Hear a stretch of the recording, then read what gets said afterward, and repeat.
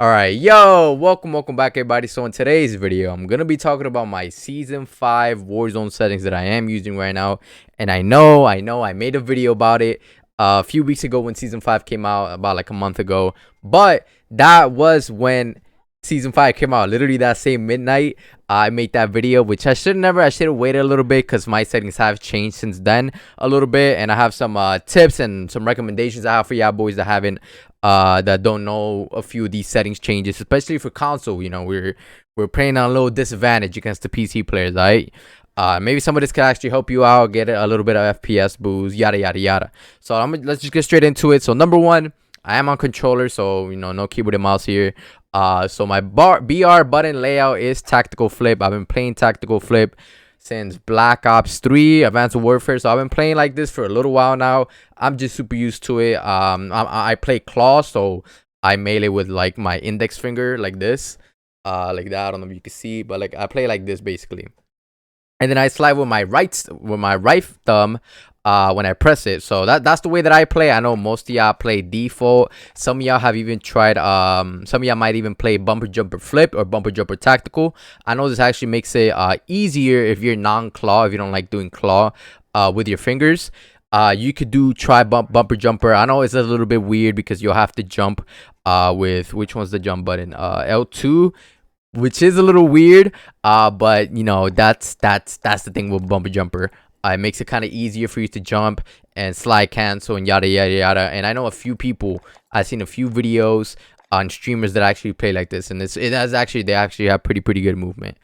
Stick layout, just leave that default. Invert vertical look disabled. Dead zone, this is a huge one. Since I am on a more newer controller, I'm on the black PlayStation 5 Midnight Black controller. I can actually use a lower dead zone. I'm gonna just do a quick overview about what dead zone is. It's basically how much your screen is gonna move when with the output of how much you move your stick. So let's say we have dead zone all the way up to the max, right? All the way up to the max. And if I move my stick just a little bit like this, it won't actually move. It won't move my character. It won't move my screen because the dead zone is so high. But if I were to have my dead zone at 0.3 and I slightly just move it like I did, it'll move my character. You know what I mean? That's basically what it is. I've been playing around 0.4, 0.05, 0.06. Right now my spot 0.06. It just has a nice feel. I recommend controller players to go nothing above 15 or 20 unless you have severe controller drift. If you have severe controller drift, then of course you're gonna have to have the dead zone higher. But in my opinion, to get the perfect dead zone is just load up in like a custom game match or something and look at the screen like straight. And if you see your thing moving at 0.05 dead zone, but then it doesn't move, your crosshairs don't move at all at 0.06 or 10, you know, etc., then that's where you leave it at. That's the perfect dead zone for you.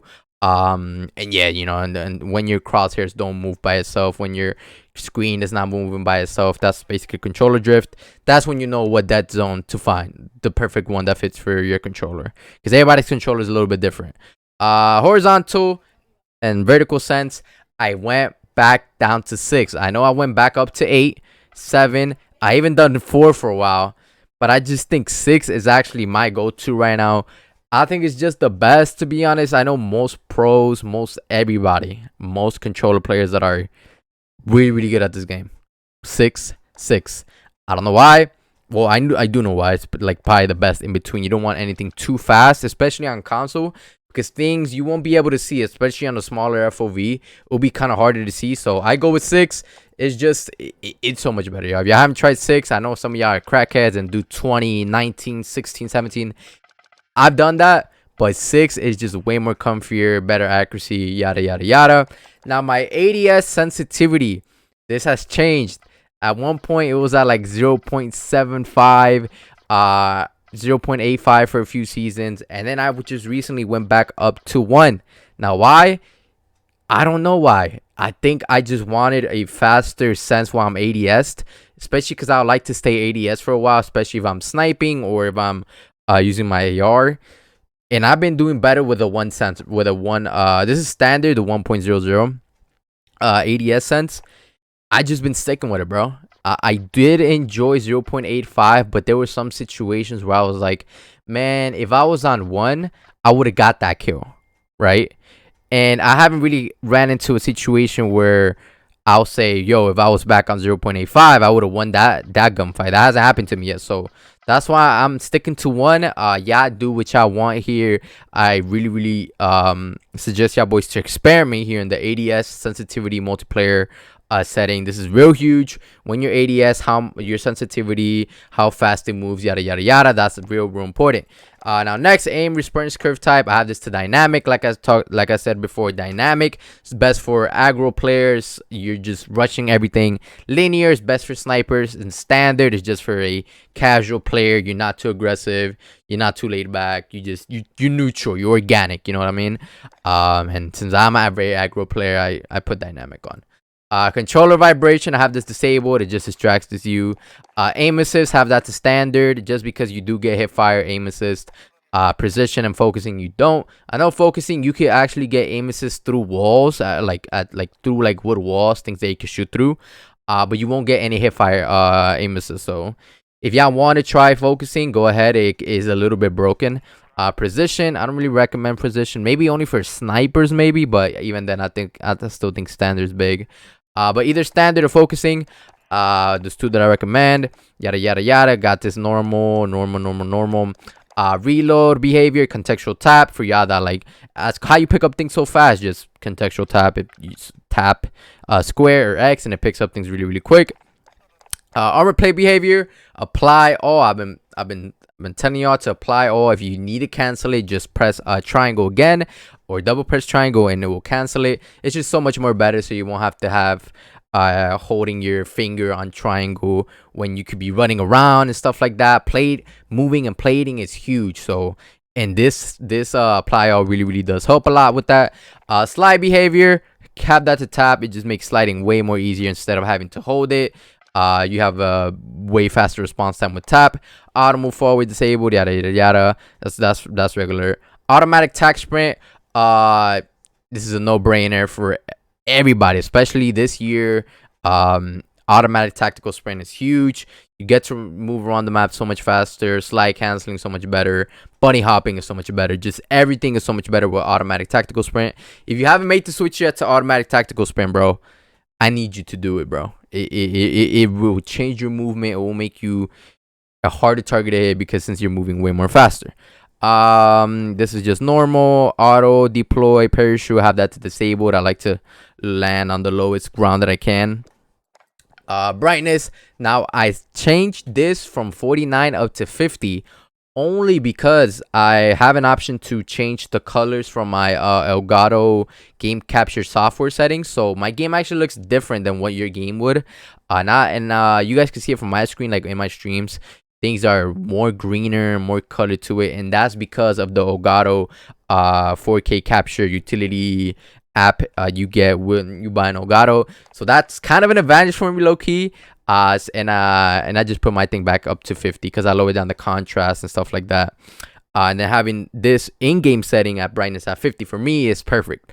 But if you don't have any game capture, I still recommend 49. It gets rid of a little bit of fogginess.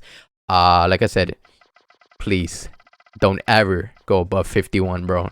Don't ever go above 51. It just looks disgusting. Looks so hazy. It's disgusting. Safe area, make this the smallest so your map is closer to the screen, so you won't have to look higher up. Film grade, have this to 0. Tooltips, I have that enabled. Subtitles disabled. English color type, Deuteranopia. It adds more juicier colors, more vibrant colors. Colors are just juicier. Same thing as disabled, but the colors pop out a little bit more on Deuteranopia. And that's huge. That is very huge. Protanopia and Tritanopia is a little bit weird. This is actually for people that are colorblind or that want to just look at the colors more yellowish or reddish.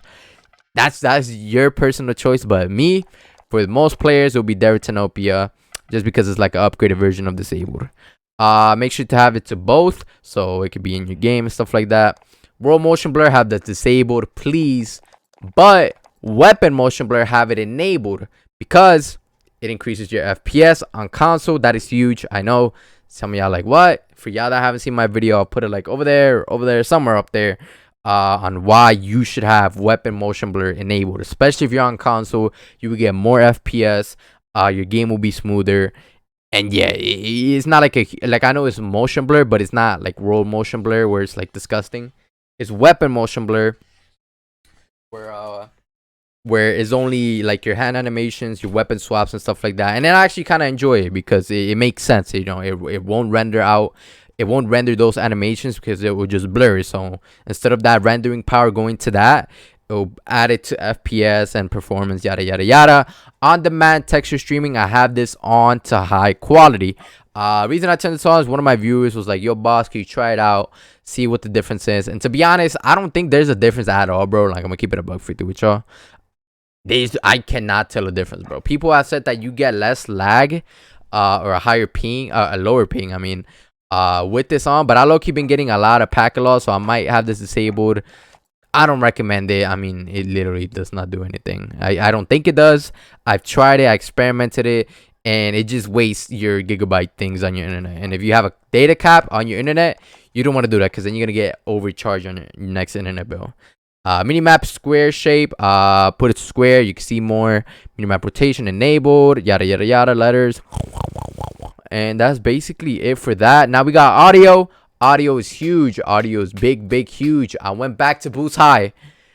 I know I talked about boost low. You can hear better footsteps on boost low, which is true. But I changed a little bit of my audio settings on my OBS software where I won't have the audio fully maxed out to what I hear. So it's a little bit weird. It's a little bit tricky. And I just think Boost High has the best quality, like the best sound quality. But if you just want the foot, just only for the footsteps, you lose a little bit of sound quality, like the way the quality, richness of the audio. It will be better for Boost Low. If you want only footsteps, you know what I'm saying? But boost high, I enjoy boost high, and I have my master volume at 41 with boost high. If I was doing boost low, I'll have my master volume anywhere from 29 to 40. That's just a nice little sweet spot. I think some people overdo it and have their master volume up to like 100, which at that point everything is just way too loud and you won't be able to hear one thing specifically. You'll just hear everything. So yeah, and trust me, I used to play with a master volume at 100 and my headphones at 100, bro. Like it will blow your eardrums out, bro. It literally could cause hearing damage because of how loud it is. Dial lock volume, I have this to 60. This is what like you hear enemy in the UAV radar, whatever. Effects, have that on. You can hear people like that are reloading right next to you, yada yada yada. Juggernaut music disabled. Hit markers, I have it to modern warfare. I was looking thinking about going to classic because they sound like they do sound like, you know, good. But modern warfare ones are a little bit more satisfying. Mono audio, like I said, is only for the people that only have that one earpiece headphones or only one side of their headphone works. If you're having problems with your audio and because you can't tell what direction they're coming from, then you might accidentally have mono audio enabled. Make sure to have that enabled so you can hear where your enemies are coming from. That's why mono audio is only good for people that only have one earpiece, so they'll hear all the audio from that one earpiece. Now, or ear side or ear cup, whatever, same thing. This is just voice chat things, yada yada yada. It's not really too important. And yeah, that's basically it for the Warzone Season 5 settings. We're in a month into this Season 5 already. We don't get Season 6 to another month. Still a little wait time. So these settings, I think these are the best settings, especially for us console players. Us console controller players is huge, and we're a big population of Verdant still. Either way, y'all, let me know what y'all think about my settings in the comment section down below. Appreciate y'all boys, and I'm out of here, boy. Peace.